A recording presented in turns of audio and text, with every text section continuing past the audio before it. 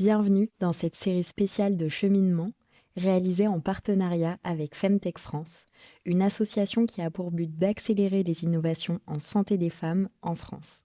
Le collectif compte aujourd'hui plus de 85 startups membres et vient de lancer une alliance pour le financement de la Femtech, avec pour objectif de mobiliser 200 millions d'euros d'argent public et privé d'ici à 2026. À travers ces épisodes, on va découvrir les cheminements de celles et ceux qui font bouger les lignes de la santé des femmes. Fertilité, endométriose, postpartum, autant de sujets encore trop souvent tabous ou négligés, mais qui trouvent aujourd'hui des réponses grâce à des solutions technologiques innovantes. Fondateurs et fondatrices de start-up vont partager avec nous leur parcours, leur motivation et les défis qu'ils relèvent au quotidien pour améliorer la vie des femmes. Bonjour Franck, bienvenue dans Cheminement. Bonjour Marguerite, merci beaucoup de m'accueillir ici. Avec plaisir. Je crois que ma première question pour toi, ce serait si tu devais te définir en 3 mots, lesquels ce seraient et pourquoi? Alors, c'est une question assez complexe. Je dirais que le premier mot, ce serait que je suis quelqu'un d'assez créatif, dans le sens où voilà, j'ai besoin de beaucoup d'idées à synthétiser pour créer des choses. Ma passion dans la vie, c'est globalement le brainstorming. Je ne sais pas si c'est une passion géniale, mais en tout cas, c'est la mienne. Je suis quelqu'un de vraiment passionné dans ce que je fais, enfin, passionné, engagé, on va dire, ça va faire un mot. Et je pense que c'est le cas de tous les start-upers, les start-upeuses dans ce domaine en particulier. On a besoin d'être assez altruiste finalement pour pouvoir s'engager. Donc ça, c'est le deuxième. Troisième mot, peut-être empathique, parce qu'on vit dans un monde qui va à 100 à l'heure. Voilà, donc on a besoin d'être un petit peu empathique, en particulier avec les équipes et toutes les personnes qui nous entourent, je crois. Trop bien, merci. Est-ce que tu peux me raconter le moment ou le jour où tu t'es dit j'ai envie de me lancer dans la Femtech et d'innover dans ce secteur? Alors, dans mon cas de figure, ça a été très clairement une opportunité. Alors, auparavant, j'étais plutôt dans le cardio, globalement, on va dire dans tout ce qui concerne les hémorragies de près ou de loin. Et puis j'ai eu cette opportunité en fait de reprendre une société qui existait déjà. Donc ça faisait quelques années que Matria, à l'époque s'appelait Hemosquid, existait. Ils avaient fait des travaux de recherche sur le traitement des hémorragies par le vide en particulier, dans des cas d'application tels que l'ORL, le cardiaque, et quelques prémices obstétriques, gynécologie. Et voilà, donc on m'a proposé de reprendre la direction générale de cette société. Et c'est là qu'on a décidé de la focaliser sur une vraie cause de santé.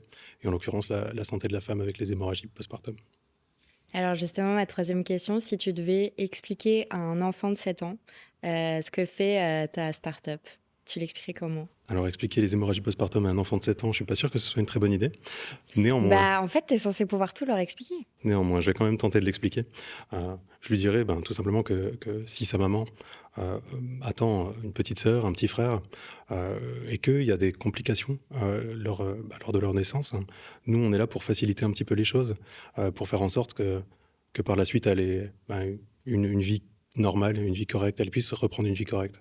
En fait, je pense que c'est ça vraiment fondamentalement ce qui nous caractérise. La fin, le fondament qui nous caractérise, je le dirais pas forcément à ce petit de 7 ans. Mais... Ok. Et si tu t'adresses aux auditrices de ce podcast qui sont un petit peu plus vieilles que 7 ans, tu le définirais comment? Alors là, je leur dirais qu'on traite effectivement les hémorragies postpartum par le vide. Ça permet de traiter très très rapidement, vraiment en quelques secondes, de stopper les saignements. Et donc, ça leur permet de retrouver leur bébé rapidement, puisque sinon, sans ce dispositif, sans la technologie qu'on développe, elles se retrouvent bien souvent isolées pendant des heures dans une chambre, voilà, toutes seules, et souvent avec des séquelles assez importantes. Souvent, quand on a recours aux chirurgies, typiquement aux hystérectomies, on vient retirer l'utérus complètement. Je pense qu'il y a d'autres solutions aujourd'hui. En tout cas, c'est ce qu'on cherche à faire, de pouvoir leur redonner une vie correcte. Ouais. C'est quoi la plus grosse surprise, bonne ou mauvaise, que tu aies eue depuis que tu as commencé à être entrepreneur? Alors je dirais, en fait, elle est bonne et mauvaise. C'est une bonne surprise dans le sens où, en fait, on s'est rendu compte dès le début que c'est une problématique qui parlait beaucoup, qui suscitait beaucoup d'intérêt. En fait, on a eu énormément de retours très très positifs, mais on s'est rendu compte également que ça touchait beaucoup de monde. Aujourd'hui, on en parle vraiment très très peu. Quand on dit hémorragie postpartum, hémorragie de la délivrance, ça parle pas à grand monde. Mais en fait, voilà, ça touche énormément de personnes. Et bien souvent, dans son entourage, voilà, les personnes dans leur entourage ont pu connaître ça. Ouais. Comment ton comment votre start-up va changer la vie des femmes, tu penses? Alors, je l'espère de plusieurs manières. Heu, premièrement, c'est un dispositif, comme je le disais, qui permet de stopper très, très rapidement les saignements, qui évite d'avoir des séquelles, des interventions lourdes, qui évite aussi, je vais peut-être donner un exemple. Il y a une femme avec qui j'ai discuté il y a quelque temps, qui a eu une hystérectomie dans le cadre d'une hémorragie postpartum et qui s'est retrouvée, pendant des années par la suite et peut-être même à vie, à avoir des traitements médicamenteux, pour, voilà, tout simplement pour réguler ses hormones, quoi. Nous, dans notre cas de figure, c'est quelque chose qui se fait absolument sans aucune séquelle, voilà, qui permet de vivre tout à fait normalement.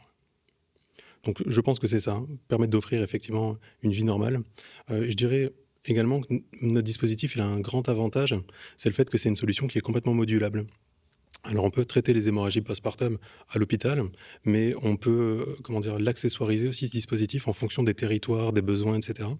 Et typiquement, ce que nous on cherche à faire depuis le début, c'est, d'aller, comment dire, d'aller traiter, les patientes en dehors des hôpitaux. Typiquement en Afrique ou en Inde où c'est une vraie problématique, colossale aujourd'hui, où on a 95 des décès dans le monde qui sont finalement, dans ces pays-là. Et voilà, donc on a la possibilité de le faire de manière totalement autonome. Heu, donc je pense que c'est là la petite révolution. Je l'espère en tout cas, ouais. Comme tout entrepreneur, il y a des obstacles, Mmh. qui s'élèvent contre toi, dans le développement de ta société. Si tu avais une baguette magique qui permettait d'enlever certains de ces obstacles, qu'est-ce que tu enlèverais, pourquoi? Là, la réponse, elle me vient assez rapidement. Pour le coup, et je pense que c'est la problématique de beaucoup de startups, c'est les finances. Donc si on avait une petite baguette magique qui permettait d'avoir des financements illimités, ça me permettrait demain d'aller proposer cette solution, je pense, comme je le disais, en Asie, en Afrique, et un petit peu partout dans le monde. On rentre aussi en phase d'investigation clinique sur notre dispositif, hein. Ça coûte, extrêmement cher, hein, c'est des investissements conséquents, donc voilà, ça nous permettrait d'avancer beaucoup plus rapidement en tout cas. C'est quoi le conseil que tu aurais aimé qu'on te donne, à tes débuts?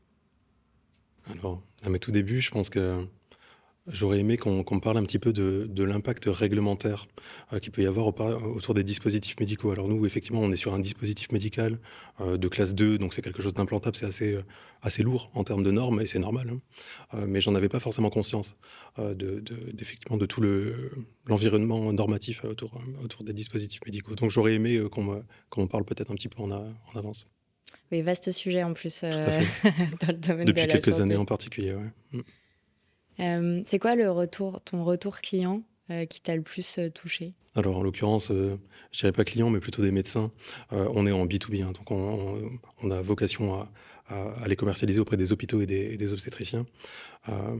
Donc leur retour est vraiment très, très positif, hein. On a des obstétriciens qui nous disent que c'est un dispositif qui va changer leur manière vraiment de travailler, leur approche, qui va changer la vie des patientes aussi, dans la manière dont elles sont traitées. Et comme je le disais tout à l'heure aussi, les retours, extrêmement positifs qu'on a eu de femmes qui l'ont connu, quoi, qui ont connu des hémorragies postpartum, à l'époque et qui auraient aimé peut-être que cette solution soit disponible. Est-ce que dans le cadre du développement de votre projet, vous avez parlé à des femmes à qui c'est arrivé justement? Ouais, bien sûr, ouais. Bien sûr et encore une fois, malheureusement, assez nombreuses et dans un entourage assez proche. On n'a pas eu besoin d'aller chercher très, très loin et c'est ce qui est absolument dramatique, ouais. Si on parle de ta vision de la santé des femmes, de ce qu'elle est aujourd'hui, ce qu'elle pourrait être demain, pour toi demain ça doit être quoi? Alors, avant de parler de vision, déjà comment dire? Actuellement, j'ai l'impression que, il y a des choses qui sont en train d'être faites.